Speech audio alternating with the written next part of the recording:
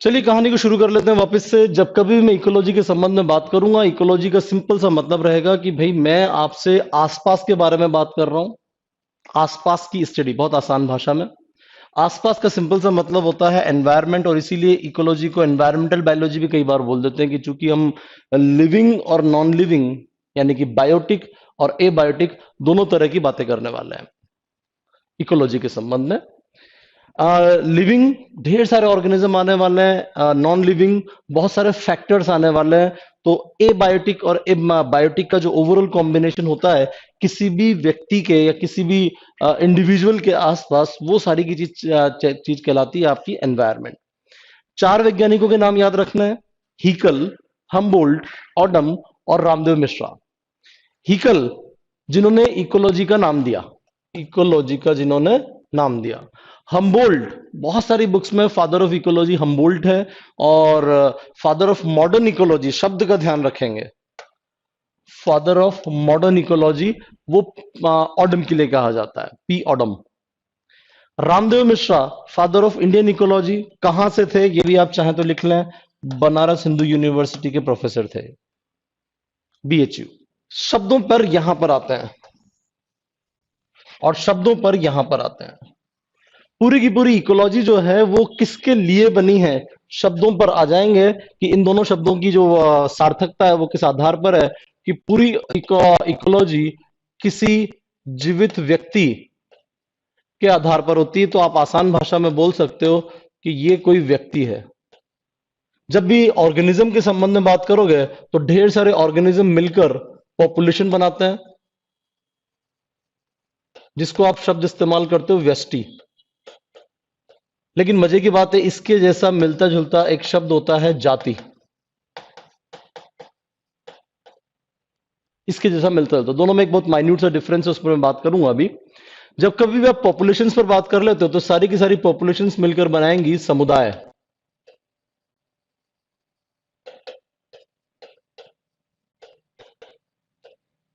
जब भी बहुत सारी कम्युनिटीज के बारे में बात कर लेते हो तो ये सब लोग मिलकर बनाएंगे इकोसिस्टम।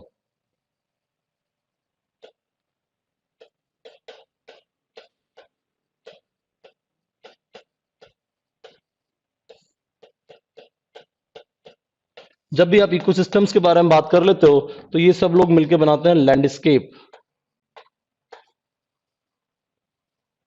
जिसको भूभाग बोल देते हैं कई लोग, भूभाग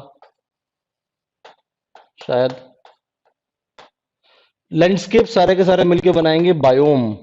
बायोम को बायोम ही बोलते हैं। और बायोम से सारा मिलकर बनता है जितना भी संसार में जीवित सिस्टम रह रहा है, बायोस्फीयर। यहां ये जो दो टर्म्स हैं ये टेक्निकली इंटरचेंजेबल है कुछ हद तक, लेकिन एक आसान डिफरेंस इन दोनों के बीच में है कि यह local geographic area, local geographic area यानी कि छोटे क्षेत्र की बात करती है, और ये संपूर्ण जगत के बारे में बात करती है।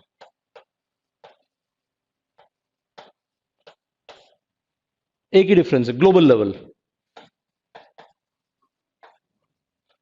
क्या परिभाषा है यहां पर? हम सबसे पहले ऑर्गेनिज्म, ऑर्गेनिज्म तो एक व्यक्ति होता ही है, जैसे आप ऑर्गेनिज्म कह रहे हो। कुल मिलाकर अगर group of organisms of same species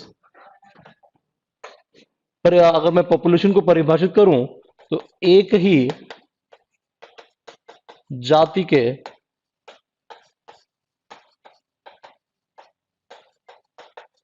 सारे इंडिविजुअल्स, यहां पर आप इंडिविजुअल शब्द बड़ा अच्छा सा डाल दोगे, इंडिविजुअल्स यानी कि व्यक्ति जो एक ही ज्योग्राफिक एरिया में रहते हुए इंटरब्रीड करके एक फर्टाइल ऑफस्प्रिंग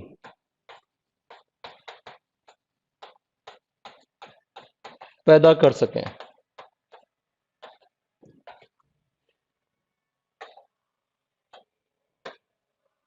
फर्टाइल, फर्टाइल मतलब जो बच्चे दे सकता हो।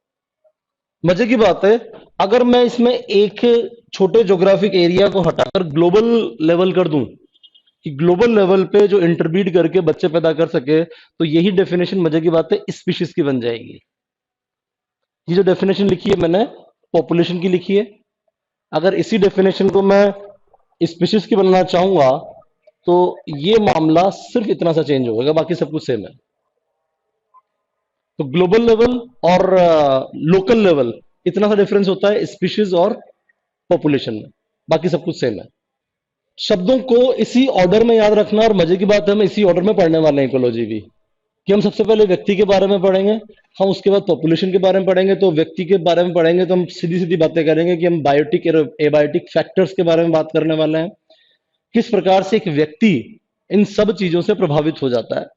हम अगर पॉपुलेशन के संबंध में बात करेंगे तो एक पूरा का पूरा टॉपिक होगा पॉपुलेशन इकोलॉजी, जिस पर ढेर सारे सवाल होते हैं, जिस पर हम बात कर लेंगे कि एक पूरी की पूरी पॉपुलेशन किन किन चीजों से प्रभावित होती है, कैसे जन्म लेना, कैसे मृत्यु हो जाना, कैसे सर्वाइवर यानी कि उसका जीविता किस प्रकार से वर्क करती है, कैसे घनत्व उसको प्रभावित कर देता है, कैसे ये सब कुछ निर्धारित होता है कि इस पॉपुलेशन का ट्रेंड कैसा है, कितने लोग पैदा होंगे, कितने लोग मर जाएंगे, कब पैदा होंगे, कब मरेंगे, इनका जो ओवरऑल बढ़ने का क्रम है, कुछ जनसंख्या विस्फोट जैसी बात तो नहीं कर रहे हैं, या कोई जनसंख्या घट तो नहीं जाएगी, वो सब बातें हम बात करते हैं पॉपुलेशन पर। जब भी मैं कम्युनिटी पर आऊंगा तो मैं एक बहुत बड़े लेवल पर बात करूंगा, संभवतः कोई जंगल हो सकता है, कोई झील हो सकती है, जिसमें मैं बात करूंगा कि बहुत सारे जीवित लोग एक साथ रह रहे हैं और वो किस प्रकार से एक दूसरे को प्रभावित करते हैं। लेकिन इस चीज के अंदर जो ही मैं एबायोटिक चीजें ले आऊंगा कि ये सभी जीवित लोग अजीवित चीजों से कैसे प्रभावित होना शुरू होते हैं, तो मेरा शब्द शुरू हो जाएगा इकोसिस्टम। और अजीवित चीजों में सबसे पहली चीज आ जाएगी मेरे लिए प्रकाश, और प्रकाश करते ही मेरे लिए आएगा सूर्य। सूर्य का मतलब होगा ऊर्जा। तो ऊर्जा, संख्या, जैव भार यानी कि एनर्जी, नंबर्स, बायोमास, इस तरह के शब्दों का इस्तेमाल हम लोग यहां पर करेंगे। लैंडस्केप, चूंकि इकोसिस्टम्स बहुत बड़े लेवल पे हो सकते हैं, और जब भूभाग की बारे में बात की जा रही है तो हम कहेंगे कई सारे इकोसिस्टम एक दूसरे से कैसे प्रभावित होते हैं। जब बायोम पर आएंगे तो मैं एक पूरे महाद्वीप या कोई बड़े द्वीप या कोई बड़े कई भूभागों को एक साथ मिलाकर मैं बात करूंगा कि इस जगह का बायोम किस प्रकार का है। कई कई हजार किलोमीटर का मामला होगा, और बायोस्फीयर मेरे लिए पूरी की पूरी पृथ्वी होगी। ये सब कुछ होता है आपका इकोलॉजी में। कहानी को थोड़ा सा पीछे लेके जाऊं, मैं आपसे बात कर रहा था एनवायरनमेंट के बारे में, और एनवायरनमेंट मेरे को जो प्रभावित कर रहा है, एक व्यक्ति को प्रभावित कर रहा है सीधे सीधे। ठीक है, एक एनवायरनमेंट एक व्यक्ति को प्रभावित कर रहा है। सारी की सारी जो कहानी चल रही है वो दो लेवल पर चल रही है कि आप बायोटिक संबंध में कैसे बात कर रहे हो, एबायोटिक संबंध में कैसे बात कर रहे हो। जरा यहीं पर हम वापस से आ जाएं। मैं सबसे पहले बात कर लूं आपसे एबायोटिक संबंध में। दो बड़े प्यारे से शब्द होते हैं इसमें, कि अगर मैं आपसे कहूं क्लाइमेट, और अगर मैं आपसे कहूं वेदर,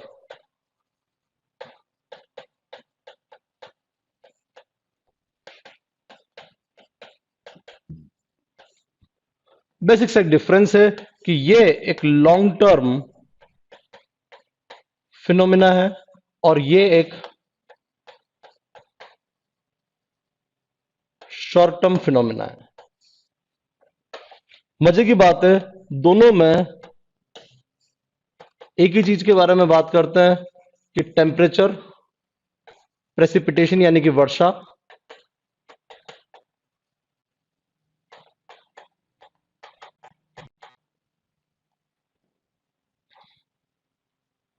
दो मुख्य बातें ये हो गई। वहां की आप हवा यानी कि एटमॉस्फेयर या एयर फ्लो, ह्यूमिडिटी, जिसको अच्छा शब्द बोलूंगा मैं रिलेटिव ह्यूमिडिटी, आपेक्षिक आर्द्रता।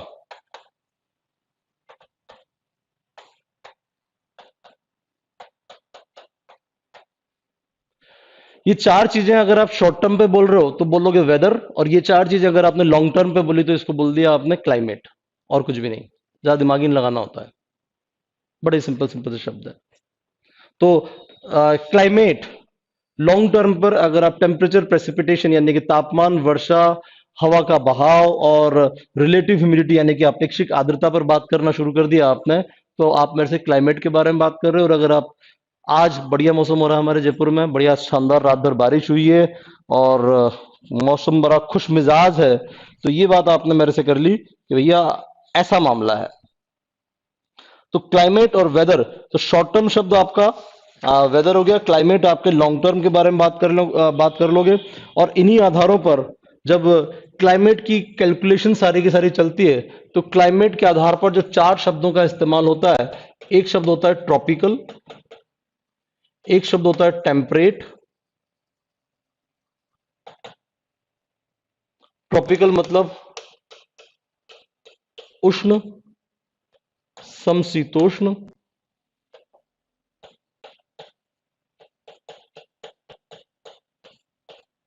ठीक है, दो शानदार शब्द कि आपने एक चाहो तो बीच में और सब ट्रॉपिकल और डाल सकते हो।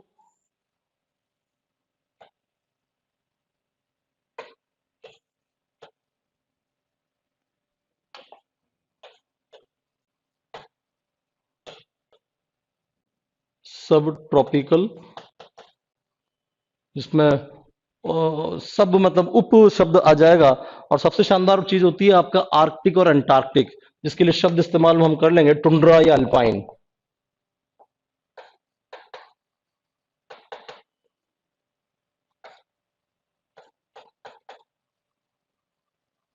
इसके लिए दो शब्द और इस्तेमाल हो जाते हैं, आर्कटिक, एंटार्क्टिक।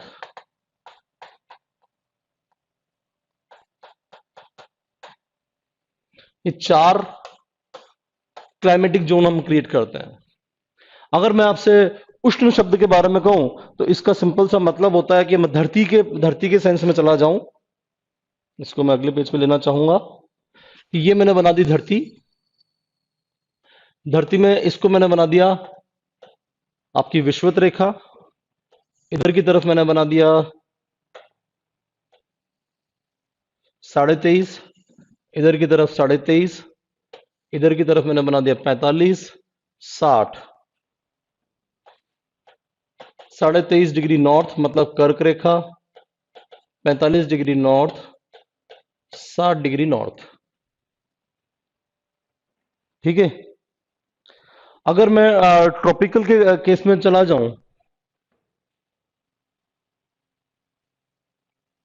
यहां पर दोबारा से इस तरफ लिख दें कि अगर मैं ट्रॉपिकल शब्द इस्तेमाल करना चाहता हूं, तो 0 से 20 डिग्री तक मेरे लिए ट्रॉपिकल होगा, 20 से 40 डिग्री सब ट्रॉपिकल होगा,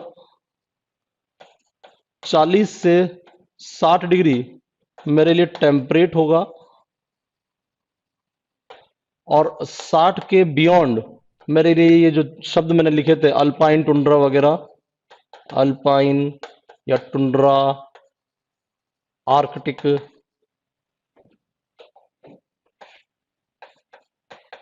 आर्कटिक,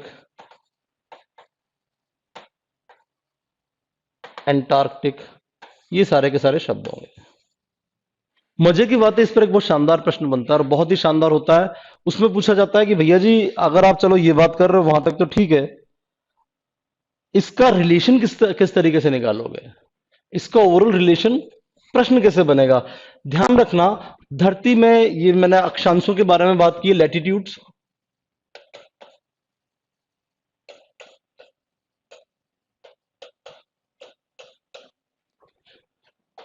धरती पर अगर मैं ऐसी बात करूंगा, यहां पर मैंने लिखा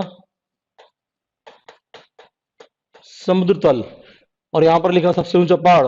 तो समुद्र तल से ऊंचाई के हिसाब से अगर सारा कैलकुलेशन लिया जाए, तो सबसे पहले आपके ध्यान रखना ट्रॉपिकल आएंगे, फिर आपके सब ट्रॉपिकल आएंगे, फिर आपके टेम्परेट आएंगे, और फिर आपके टुंड्रा आएंगे, टुंड्रा या अल्पाइन जो भी आप बोलना चाहो। अपनी बुक्स में एक और बड़ा अच्छा शब्द होता है सब ट्रॉपिकल के लिए, ट्रॉपिकल डेसिडियस भी इस्तेमाल हो जाता है, यानी कि वर्षापाती। ट्रॉपिकल डेसिडियस वैसे अपन यूज नहीं करेंगे, अपन बाद में यूज करेंगे इसको, अभी यूज नहीं कर रहे, क्योंकि कुल मिलाकर दो तरह की टर्मिनोलॉजी इस जगह पर और आती है, टेम्परेट डेसिडियस और ट्रॉपिकल डेसिडियस। वो थोड़ा सा अलग मामला हो जाएगा, लेकिन एक शब्द अपने को क्लियर रखना है कि ऊंचाई, समुद्र तल से ऊंचाई, समुद्र तल से ऊंचाई जिसको हम एल्टीट्यूड बोलते हैं, एल्टीट्यूड, और लैटिट्यूड, इनके फिनोमेना सेम चलेंगे। यानी कि विषुवत रेखा से दूरी और समुद्र तल से ऊंचाई, इनके दोनों के ट्रेंड सेम होते हैं। दोनों में ध्यान से देखो, पहले ट्रॉपिकल आ रहा है, फिर सब ट्रॉपिकल आ रहा है, फिर टेम्परेट आ रहा है, फिर टुंड्रा या अल्पाइन आ रहा है। ठीक है, इधर भी अगर 0 डिग्री से देखा जाए, ट्रॉपिकल, सब ट्रॉपिकल, टेम्परेट और फिर आपका अल्पाइन या टुंड्रा। हमने वापस उसी पेज पर जाएंगे जहां से हमने शुरू किया है, कि मैं आपसे इकोलॉजी के संबंध में बात कर रहा हूं और मैं कह रहा हूं कि मैं आसपास की स्टडी के बारे में बात कर रहा हूं। और किसके आसपास की स्टडी? ऑर्गेनिज्म के आसपास की। यानी कि जितने भी मेरे बायोटिक और एबायोटिक फैक्टर्स के बारे में बात करने वाला हूं, उसमें मेरा जो केंद्र बिंदु होगा वो व्यक्ति होगा, कि किसके बारे में बात हो रही है। और व्यक्ति मतलब एक अकेला इंडिविजुअल। ठीक है, बायोटिक फैक्टर में मैं हमेशा जीवित चीजों के बारे में बात करूंगा, और जब भी मैं जीवित लोगों से बात करता हूं, दो दो बातें हो सकती है, कि या तो मेरा झगड़ा हो रहा हो या मेरी दोस्ती हो रही हो। और जीवित चीजों के बारे में बात करूंगा तो मेरे लिए मुख्य बातें होंगी टेम्परेचर, लाइट, यहां पर आप चाहें तो लाइट भी लिख दें, आपका precipitation, air flow, relative humidity, soil भी एक चीज आ जाएगी जो कि मैं बाद में इंक्लूड करूंगा, पर चूंकि मैं उसको क्लाइमेट और वेदर में इंक्लूड नहीं कर सकता, तो मैंने यही सब कुछ चीजें ली जिसके आधार पर मैं किसी जगह की जलवायु या मौसम को निर्धारित करने वाला हूं। ठीक है, अ, पूरी धरती को जब मैं मौसम के संबंध में बात करता हूं तो इस तरह की शब्दावलियों का इस्तेमाल करता हूं कि उष्ण कटिबंधीय, सम उष्ण, सब ट्रॉपिकल, टेम्परेट यानी कि समशीतोष्ण, और अल्पाइन या टुंड्रा, इस तरह के चार शब्दों का इस्तेमाल होता है। यहां हम कहते हैं कि भाई टेम्परेचर पूरे साल बहुत हाई रहता है, यहां पर मौसम के बहुत सारे वेरिएशन आते हैं, यहां पर थोड़ा मौसम यू नो अच्छा खासा होता है, और यहां पर आप मुझसे बात करते हो कि भाई मौसम सारे साल बिल्कुल ठंडा बना रहता है।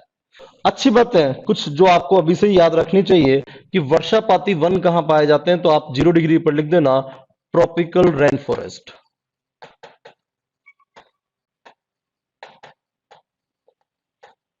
ट्रॉपिकल रेन फॉरेस्ट, उष्णकटिबंधीय वर्षा वन।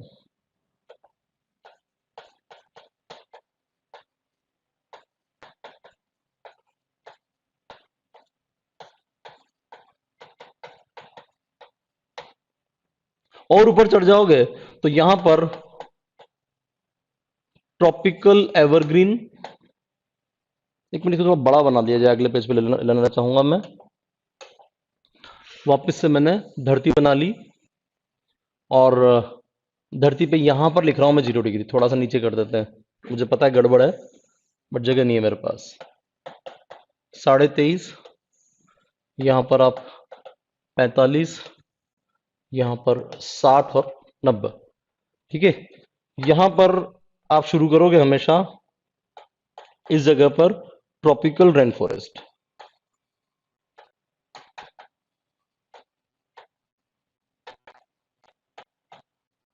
यानी कि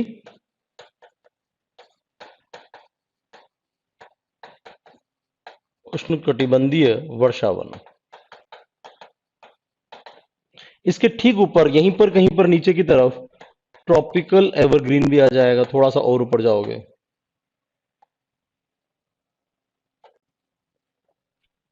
ट्रॉपिकल सदाबहार वन, उष्णकटिबंधीय सदाबहार वन। इसके थोड़ा सा और ऊपर चढ़ जाओगे तो यहां पर ट्रॉपिकल डेसिडियस, ये शब्द हो गया आपका वर्षा पर्णपाती।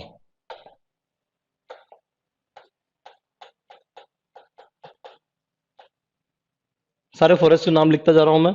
और ऊपर चढ़ जाओगे तो यहां पर temperate evergreen, temperate deciduous, again पर्णपाती, यहीं पर इसी के आजू बाजू में कहीं पर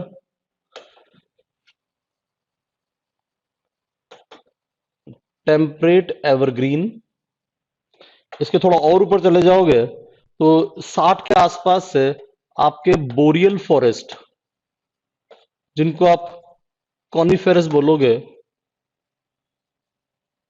वो आ जाएंगे।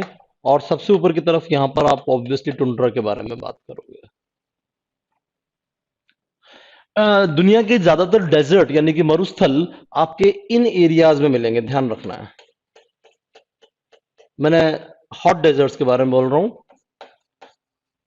हॉट डेजर्ट यानी कि गर्म मरुस्थल, ये ऑटोमेटिकली कोल्ड डेजर्ट है। लेकिन मजे की बात है, हमारा वाला कोल्ड डेजर्ट जिसको हम लद्दाख कह रहे हैं, या गोबी का मरुस्थल जो कि आपके चाइना और मंगोलिया के बीच में है, वो यहीं पर कहीं पर मिलता है सारा का सारा। इस एरिया में गोबी डेजर्ट और लद्दाख, वो 45 के आसपास, 40 से 50 के बीच में कहीं पर मिलता है। कुछ शब्दावलियों के बारे में और बातें कर लें। एक शब्द आता है हैबिटाट, ठीक है।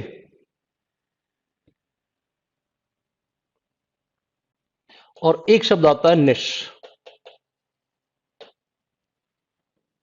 अगर मैं आपसे पूछूं कि आप कहां रहते हो, तो आप किस किस सेंस में मेरे को बताओगे? आप कहोगे या तो आप अपने गांव का नाम बता दोगे, अपनी कॉलोनी का नाम बता दोगे, आप हो सकता है मुझे अपने घर का एड्रेस दे दो। लेकिन मैंने कहा नहीं, आप कहाँ रहते हो, अभी आप कहाँ हो? तो आपने कहा यार मैं मेरे घर में हूँ। मैंने कहा नहीं, और अच्छे से बताओ। आपने कहा मैं मेरे कमरे में हूँ। मैंने कहा और अच्छे से बताओ। आपने कहा मैं मेरे कमरे में टेबल चेयर या बेड के ऊपर बैठा हूं या बैठी हूं। तो आप एग्जैक्टली कहाँ बैठे हो? आप बैठे हो किसी कमरे के अंदर। मैंने कहा यार कमरे के अंदर एग्जैक्टली कहाँ बैठे हो? आपने कहा चेयर के ऊपर।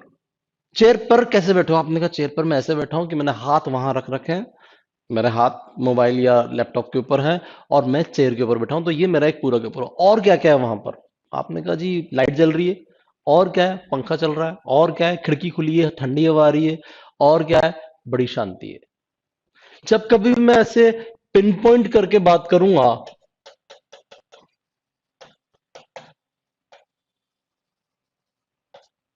एग्जैक्ट लोकेशन, तो मेरे लिए शब्द क्या हो जाएगा? निश, निके या निश, जो भी आप बोलना चाहें। अगर मैं हैबिटाट बात करूंगा तो ये हमेशा एक ब्रॉड टर्म होगी, ब्रॉड एड्रेस, एग्जैक्ट लोकेशन, ठीक है। जब कभी भी आप हैबिटाट के संबंध में बात करोगे तो आप हैबिटाट में मुझसे ये बातें करोगे कि भाई पूरा का पूरा फिजिकल और बायोलॉजिकल एनवायरनमेंट कैसा है।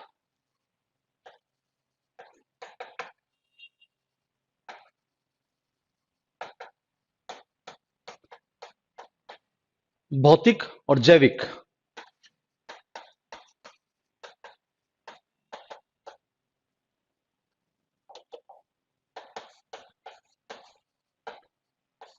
लेकिन जो ही मैं आपसे एग्जैक्ट लोकेशन के बारे में बात करूंगा तो इनके साथ अंतर क्रिया कैसी है,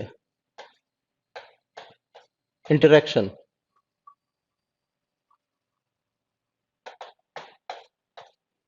और ये इंटरेक्शन ऑर्गेनिज्म के सर्वाइवल के लिए जरूरी है। क्योंकि जब भी मैं एग्जैक्ट लोकेशन के बारे में बात करूंगा, मेरे को हर तरह के कंपटीशन के बारे में बात करनी है, मुझे हर तरह के सिम्बायोसिस के बारे में बात करनी है, जिसको आप वैसे म्यूचुअलिज्म बोल दो, म्यूचुअलिज्म। मुझे हर तरह के प्रभाव के बारे में बात करनी है, मुझे ये बात करनी है, तो इफेक्ट ऑफ एबायोटिक फैक्टर्स के बारे में बात करनी है। मुझे इतनी सारी तरह की बातें आपसे एग्जैक्ट लोकेशन बताते हुए करनी होती है। ये सब कुछ हो गया मेरा निश। बड़ा प्यारा टर्म है। हमने कहा ये तो बड़ी गजब की बात हो गई, जब कभी मैं निश के बारे में बात करूंगा तो मुझे थोड़ा सा और आगे जाना पड़ेगा। निश को दो तरीके से हम डिफाइन कर सकते हैं कि भैया बात करना कैसे करना चाहते हो। अगला शब्द मैं ले लेता हूं, निश। टर्म जो दी थी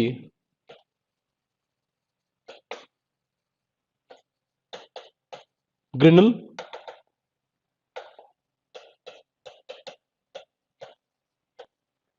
ग्रिनल नाम का वैज्ञानिक था। दो प्रकार से इसकी बात की जाती है, फंडामेंटल निश और रियलाइज निश। मैं आपसे कह दूं कि आप अपने घर में अपना जो रूम है अपने भाई बहन के साथ शेयर करते हो, मान लेते हैं, और घर वालों ने एक कॉमन डबल बेड दे रखा है कि दोनों इसी के ऊपर सोओगे। आप दो बहनें हैं या दो भाई हैं या भाई और बहन है।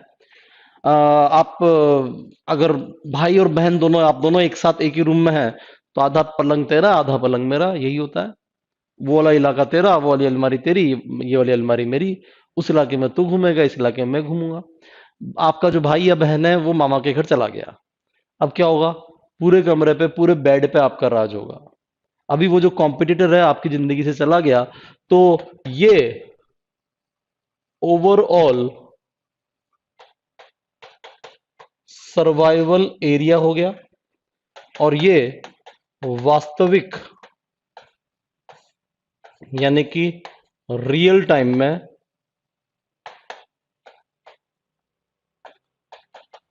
सर्वाइवल एरिया हो गया। मैंने कहा यार ये बात तो बहुत बड़ी समझ में आती है। यहां ऊपर वाली बात करते वक्त आपको क्या ध्यान रखना है? इन एब्सेंस ऑफ आपका जो भाई बहन है, कॉम्पिटिटर्स,